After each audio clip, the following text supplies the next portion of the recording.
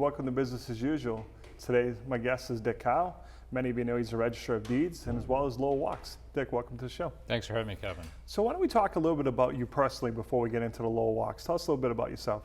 Sure. Well, I was born in Lowell, and I grew up there, but growing up in Lowell in the 60s, there wasn't a lot to keep you there, so I went to college in Providence, Rhode Island. I went to Providence College, and I ended up with an Army ROTC scholarship. So when I graduated, I went in the United States Army for 4 years, spent most of that time in Germany.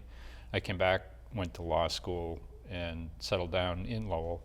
I went to work with my dad, who was a lawyer and a city councilor. And for about 8 years, I practiced law in Lowell. But then I was elected Register of Deeds in 1994, and I've held that position since. What was it like working with your dad? How'd that? It was interesting. It was, I really valued the extra time with him, and there were a couple of really big cases where we worked together on, but it was, it was your dad, and it was the family connection. And so sometimes when you'd like to leave work behind, but But then you're having Sunday dinner, and it's still there. Exactly. Wasn't your sister involved too? Yeah, my sister became a lawyer a couple years after I did. She stayed with my dad throughout until he passed away last year, and so she now runs the law office. Yeah, your dad is a legend, though. Everyone knows your dad. Well, that's got to be pretty cool. Yeah, I mean, he was a city councilor for 40 consecutive years. That's amazing to me. Yeah, every 2 years getting reelected. Yeah, and that's just it. Like you said, times change, opinions change. One vote can make people upset, especially if it's near election time.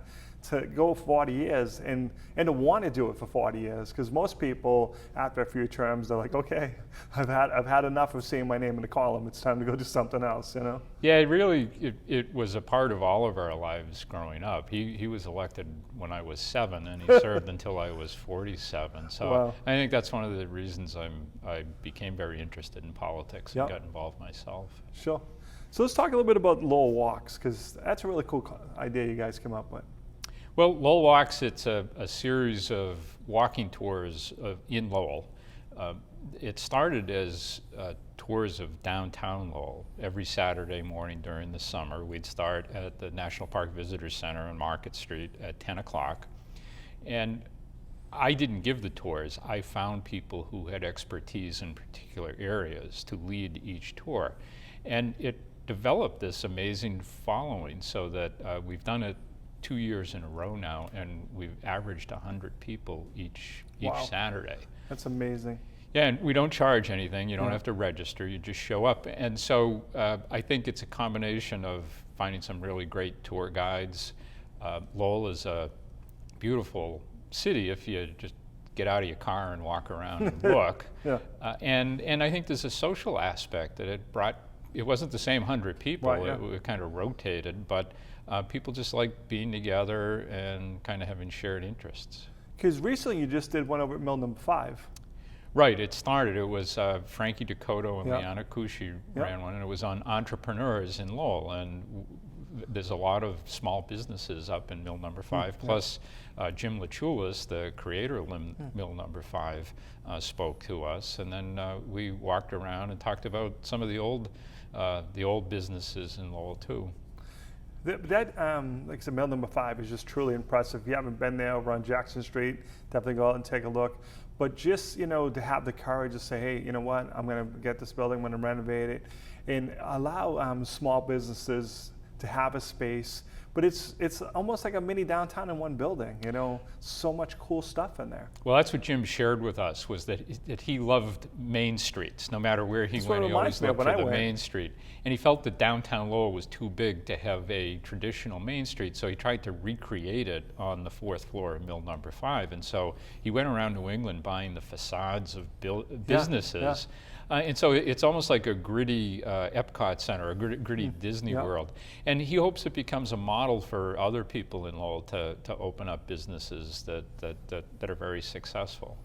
Now, how'd you guys come up with the idea to do it? Because as you said, it is fascinating. There's so much cool stuff in Lowell, whether it's the mills, the museums.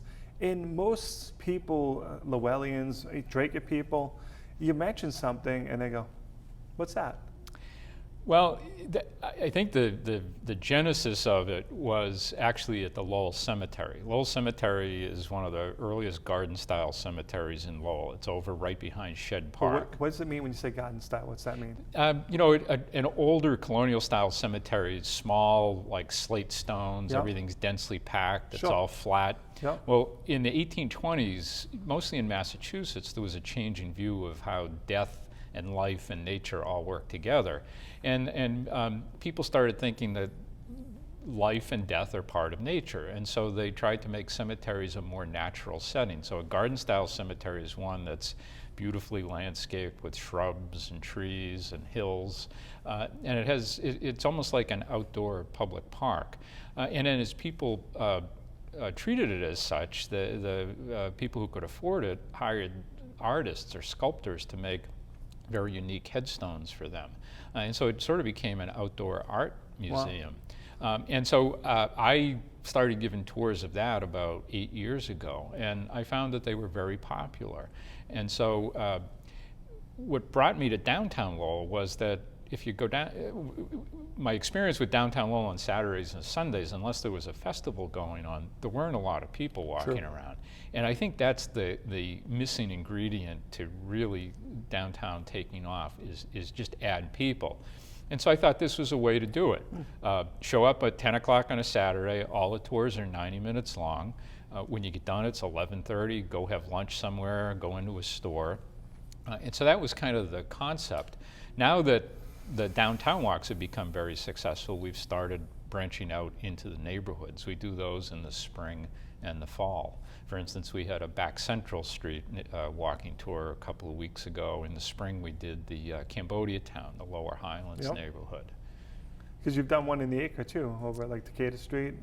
Yeah, well, we actually include those in the downtown tours. Yeah, in fact, you know, one of the most popular tours we've done. I was going to ask, what's the most popular? Well, one very popular one was it was Greeks in the Acre, and it was led by former State Senator Steve Pangiatakis. Sure.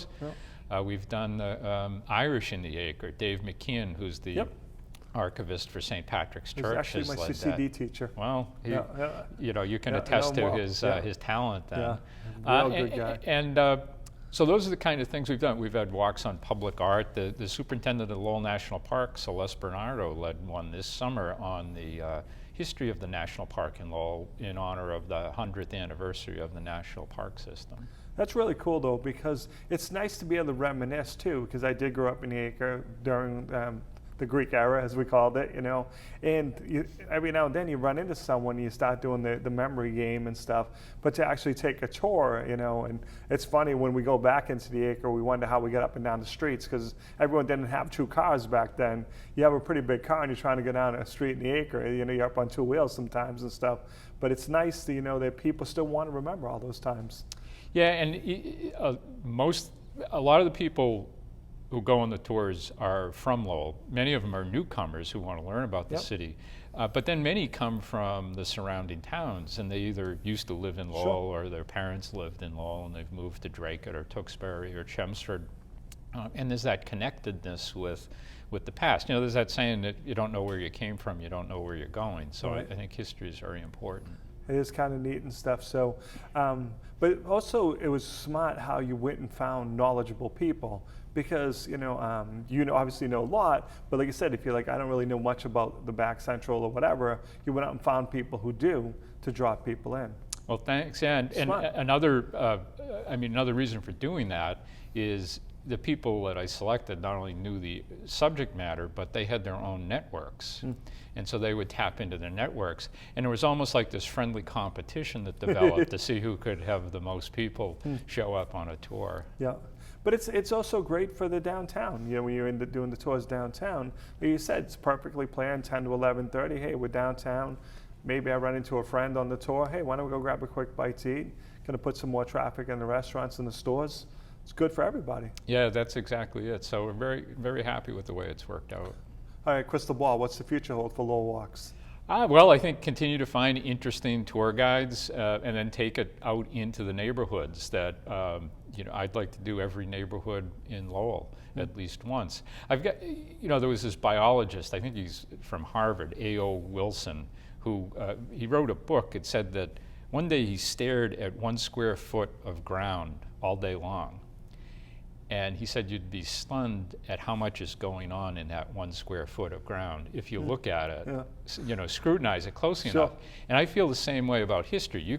You point me to any block in Lowell, and I'll come up with some really interesting stories about either the people who live there, things that happen there. And so I think it's just appreciate where you live. It is really true, you know, but I don't think you can really get to it as you get a little older. You know, when you're younger, sometimes you're like, you know, but as I've gotten older, I like to find people that know, you know, hey, no, that was before I was born. For instance, I started a show here on Drake It TV called Voices of Drake It, where I look for people who have a story about Drake It. And, you know, because I wasn't here, and, you know, when all this happened, and like, really, we had this in town? And it's really funny to listen, you know, and you're like, wow, I never knew, you know, that this happened and stuff. So it is kind of cool. How do people find out more about Lowell Walks? Website or something for it? Yeah, well, I have a website. It's called richardhowe.com. Yep. And I write about walks as they're coming up, but there's a calendar feature on it, and that lists all of the walks. We've got one more going on. It's it's a week from Saturday, and it's of the Concord River Greenway. It starts in the inside the Lowell Cemetery. That's where you park. Yeah. And the Concord River Greenway eventually is going to go from the Lawrence Street at the Lowell Cemetery all the way to the auditorium on East Merrimack Street. You'll be able to walk along the Concord River. But richardhowe.com, the calendar function, lists them all, and also has an email address, and you can sign up for my electronic newsletter that I send out. How'd you learn so much about the cemeteries? Well, I think from walking around mostly. Yeah. Well, I actually worked at St. Patrick's Cemetery when I was in high school, cutting the grass, so I kind of was familiar with how cemeteries are laid out.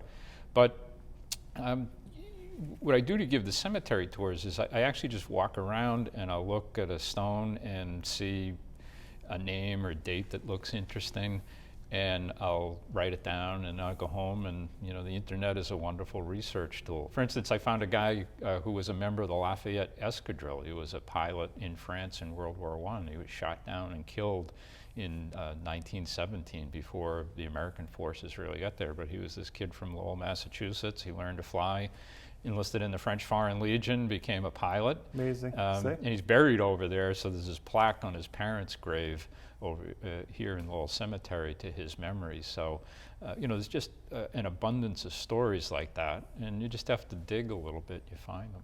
So you're really active on social media, but how long have you been blogging for? Seems like quite a while now. Yeah, I actually started blogging in 2003. Yep, wow. Which is pretty Before all of early. this. And it was at the Registry of Deeds, which is where I work. Yeah. I started a blog, lowelldeeds.com, and what motivated me to get into blogging was Howard Dean.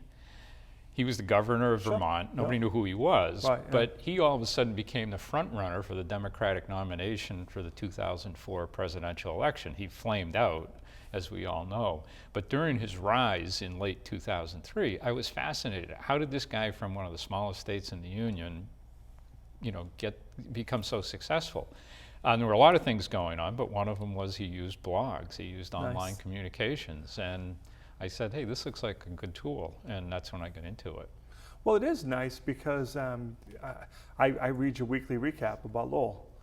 So, thanks. you know, I can stay up to date in, you know, just a few minutes reading it. Every time I see you post it, I'm like, oh, what happened this week and stuff. It's nice. Now, what was the role of social media, Facebook, LinkedIn, Twitter? How did it impact your blogging? Well, I think it helps. So I started my own blog, richardhowe.com, in 2007. That's when Marty Meehan went to UMass Lowell, and there was an election for his congressional seat.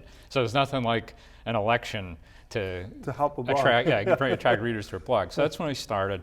And that was before Facebook was very active, Twitter was very active. So I think Facebook and Twitter are both great delivery systems for the blog. Put a lot of content on the blog, copy a link, put it into Facebook, put it into Twitter, send it out. And then I think Facebook has sort of become the platform for comments. And one of the problems with comments online is that, you know, if you allow anonymous comments, people kind of lose their inhibitions. Sure. Yeah. And because my name's on the website, it puts me in a dicey situation. Absolutely. So by putting a link to a blog post on Facebook, people can put whatever they want on Facebook. Yep. So I think it's helped.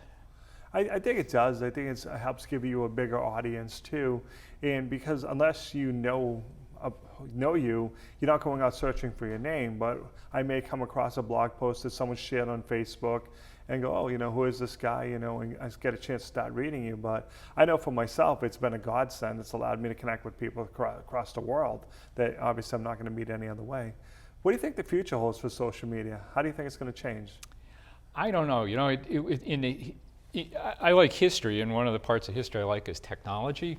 And usually, technology becomes available long before you figure out how to best use it. Amen to that. That was the case with the printing press, with Gutenberg. It took 100 years to figure out how to mass sell books. And I think we're still trying to sort it out. Like Twitter has become my primary news source, right? When I'm going to bed at night, I look at Twitter. When I get up in the morning, what's happened in the world? That tells me. What was the Red Sox score? Who won Thursday Night Football? But what I read in the business pages is Twitter is, you know, in a precarious position. And is that going to be around? Is it going to be around in another form? So I think social media will continue to grow, but I do wonder whether it's contributed to the divisiveness in our politics currently. There's always been kind of rough and tumble in politics, but it just seems like the country is really deeply divided now in a way that it hadn't been before, and I think social media might have contributed to that. It really does, because it's just so easy, you know, because we were laughing, we had the vice president debate, and I was looking at Facebook, and I'm like, huh, half my friends think both guys won, you know? Right. It was kind of funny to watch and stuff. It's interesting, I just did a blog post about that at networking events, no sex, religion, or politics. And by far, it's my most popular post, because people forget. You see it all the time, you know, they walk in either wearing a button or, you know, can you believe what this person did? I'm like, shh, you can keep it to yourself. Unless this is a political event and all your friends are here, you know, you got to keep it to yourself, because you see people just get too easy. So now, Registry of Deeds. Don't know much about it. What's your role? What do you do? The Registry of Deeds, we're the custodians of all the records for who owns land in Lowell and the 9 surrounding towns, and Drake being one of them.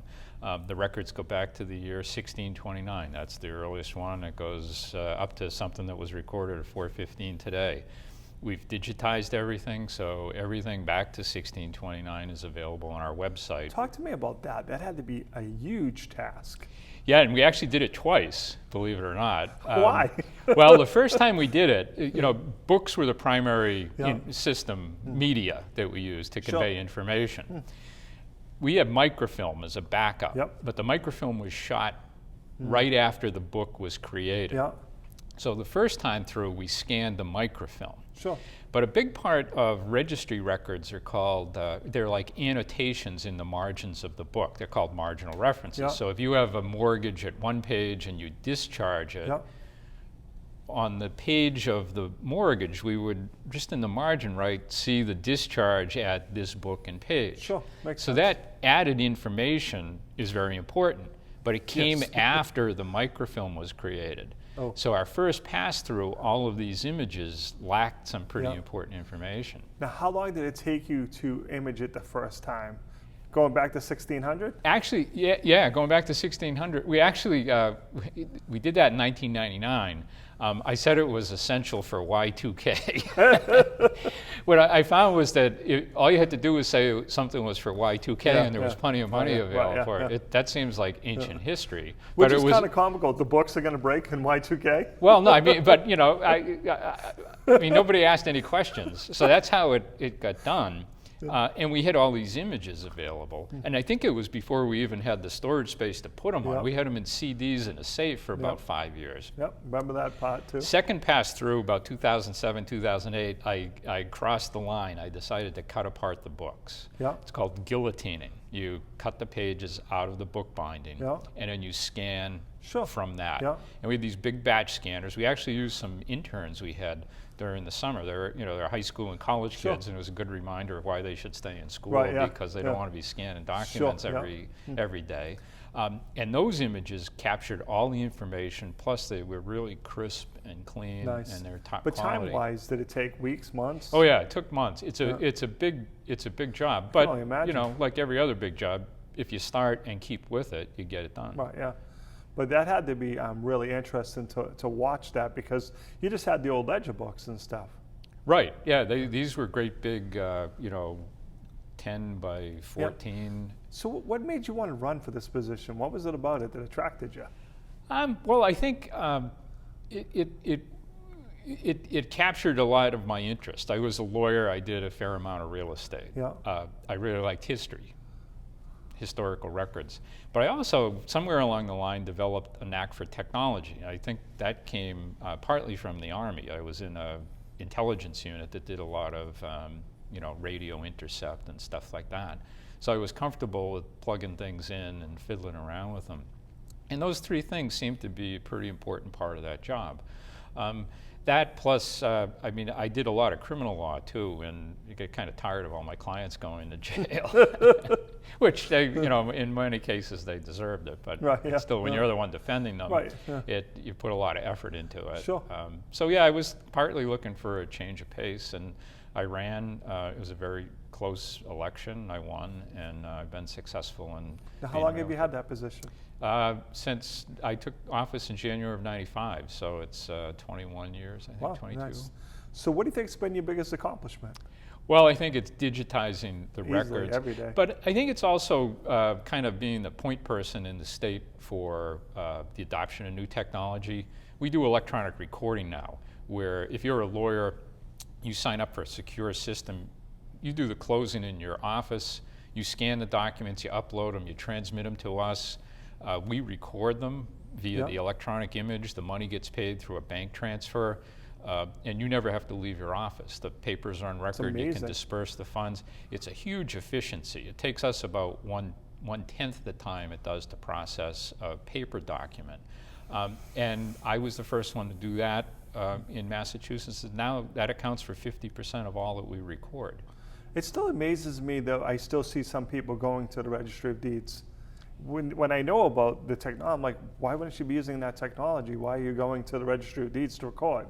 Yeah, and I think old habits die hard, particularly in Sure. the legal field. I think that might change when we move into the new judicial center in Lowell, which they had the groundbreaking in September. Governor Baker was up here for that, and it's supposed to take about 30 months. So Yep. 2019, 2020, they should be opening up. The registry will go into that, but we'll have a considerably smaller space.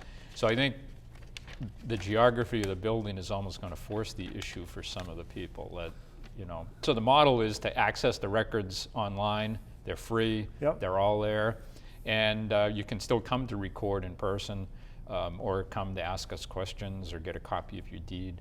But you could also record electronically too. So now will the Registry of Deeds move into the new Yes. building? Yes. That's got to be cool. Yeah, I'm looking forward to that because that's in the middle of this Hamilton Canal District, Right, yeah. which is, that's going to be the center of gravity of downtown Lowell in a couple of years. So what do you think is going to be the biggest challenge going forward for the Registry of Deeds then?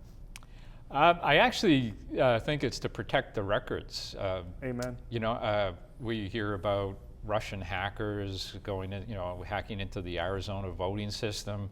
I think it's not a question of if, it's kind of a question of when we get some kind of cyber attack. Because if you think about it, if you're a terrorist, a cyber terrorist, if you want to throw things into confusion, tie up the buying and selling of real estate for a week or two. And so I'm doing a lot of research and digging on not only how to prevent that from happening, but you have to be resilient. You have to have good backups and the ability to restore everything if it does happen.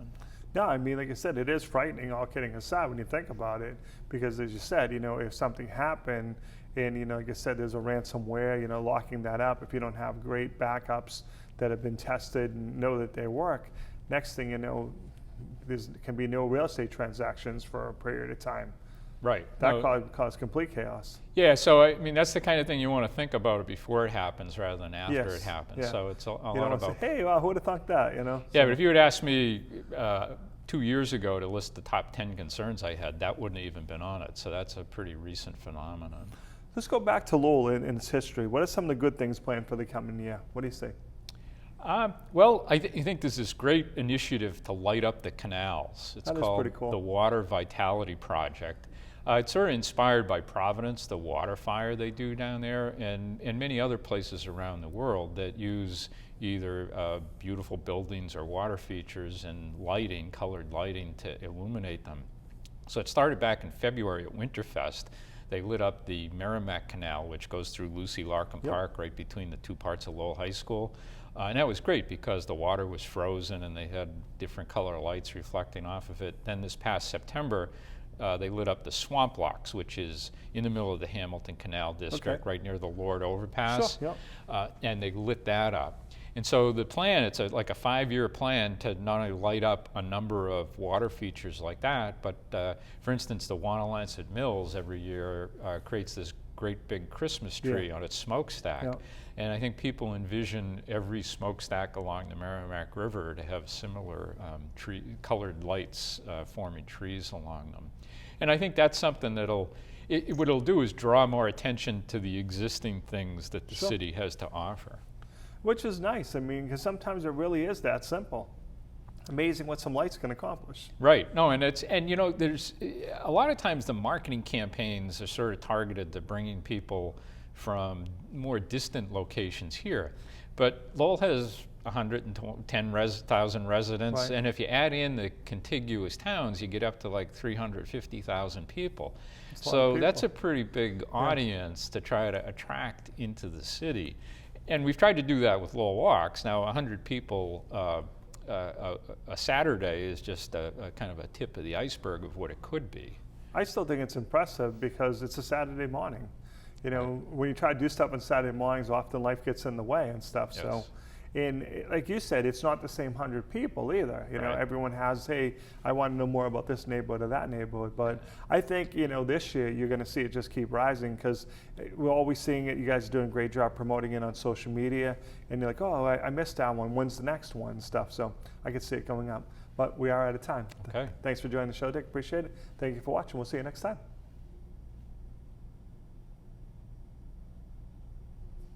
There you go.